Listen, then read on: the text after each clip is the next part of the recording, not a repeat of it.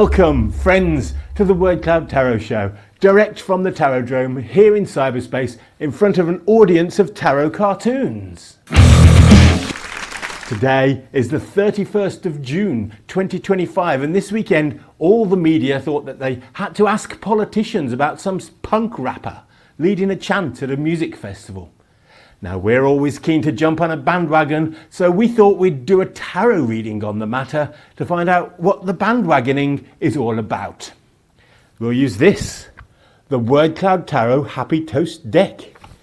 Each card has a drawing by the amazing Happy Toast, plus the meaning of the card is written onto each card itself in a word cloud. This makes it as transparent as a newspaper columnist's fake rage. You can see that the cards mean what we say they mean.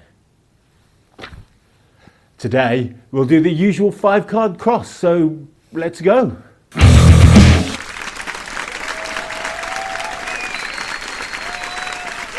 So the first card represents the past, and that card is the Ten of Trumps, Fortune. The Wheel of Fortune is all about cycles and the cyclical nature of fate, so it seems I've accidentally asked about the bandwagon instead of the topic. This card then is the madness of the media and its cyclical, periodic, apocalyptic, gloomy wheel of negativity. To the media, every tragedy is an opportunity. The inevitable, eternal turning of markets and changes of luck and fortunes give them the chance to catalogue in grim phases the hope and the despair of mankind. Represented on a revolving wheel that you can doom scroll through all day long. The card for the past then is the news cycle.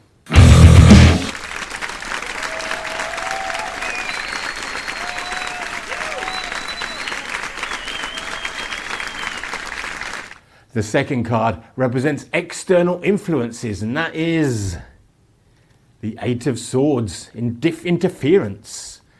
This card represents impediment, interference from external forces, the destructive, counterproductive sabotaging by news organisations. One of the limitations of our media is that they're always looking for conflict, alienation and obstruction.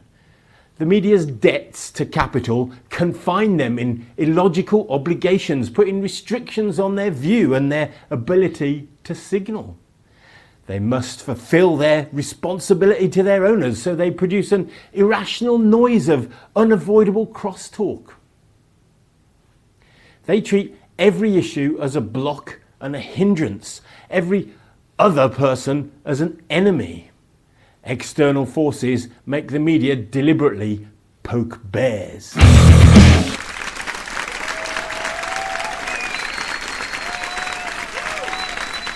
Our third card today represents hidden influences, and that is the Knight of Cups.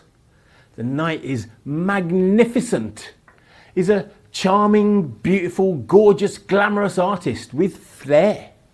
He's a dreamer, an idealistic optimist who is inspired from selfless motives to a sincere, utopian, sympathetic, empathetic, perceptual, spiritual, romantic response from a caring, considerate heart. Enchanting artists at every festival worldwide are calling for tolerant calm and for peaceful, gentle, respectful acceptance of others. It may seem fanciful, fantastical and utopian, but the artists call for peace and an end to violent organisations filled with war criminals.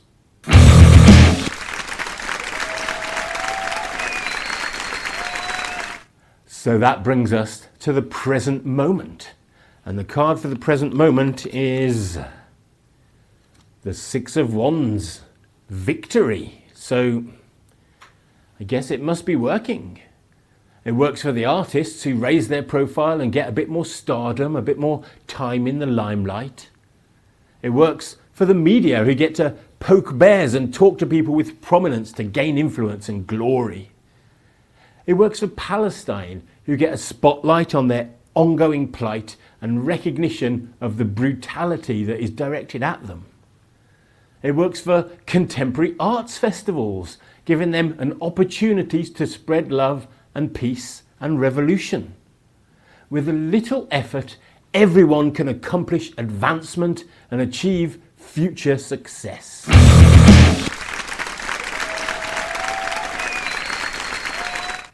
The final card representing the final outcome is the Two of Swords, peace. That is a surprise. Peace?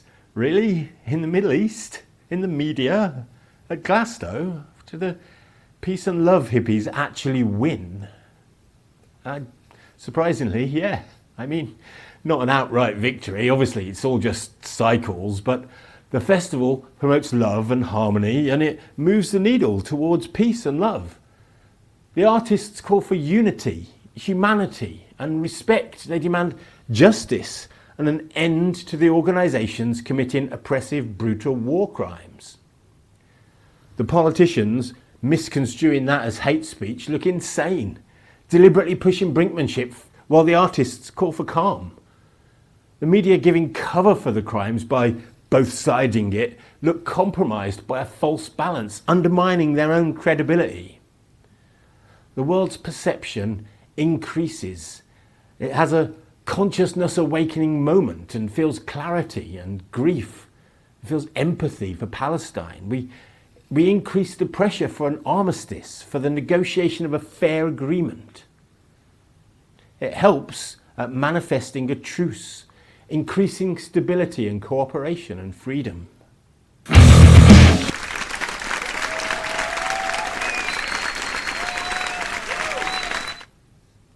In summary then, the news cycle is always turning, fortunes are always cycling, and the media is looking for bears to poke, provoking interference by deliberately riling people and looking to cause outrage. But idealistic and caring and utopian artists at music festivals spread messages of peace and of love. This is good for the artist and for their cause and for the media and even the critics who gain attention. And surprisingly, it works. It moves the needle towards peace. It exposes shrill, obscene, false equivalents of the haters and opens the hearts of people everywhere. That's what the cards tell me anyway. You can get a deck to see what the cards tell you from wordcloudtarot.com. There, you can also join the mailing list to be notified of new episodes, or you can follow us on Fedi at wordcloudtarot at wordcloudtarot.com, or on Blue Sky at wordcloudtarot.com, or on PeerTube at wordcloud@dalliance.network. Or we also post to these horrible private financial extraction machines at YouTube, TikTok and Rumble. Thanks for watching. If you thought this was fun or true or weird, tell a friend. They almost certainly haven't seen it, so they won't yet know what we now know about the media and Gaza and Glastonbury. Until next time, farewell.